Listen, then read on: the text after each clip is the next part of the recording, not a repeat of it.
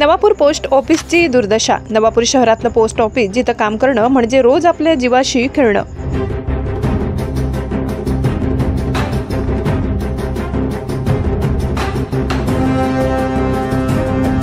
कर्मचारी असो की नागरिक सगळे एका मोडकळीस आलेल्या धोकादायक इमारतीखाली जीव मुठीत घेऊन उभे आहेत। ही इमारत बघा, छप्पर कधी कोसळेल सांगता येत नाही आणि इथंच रोज हजारो रुपयांचे व्यवहार चालतात।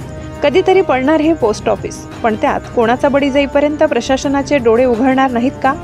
खेड्यापाड्यांमधून आलेले आदिवासी बांधव आपल्या खात्यातील थोडेफार पैसे काढायला इथे येतात, पण त्यांचं काय? त्यांचा जीव शासकीय यंत्रणेला नगण्य वाटतो का?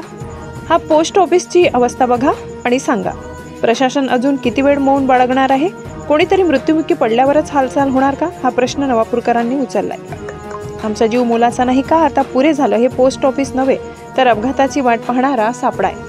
आमचा आग्रह, तात्काळ इमारतीची दुरुस्ती करा, नाहीतर हा आवाज अधिक प्रखर होईल।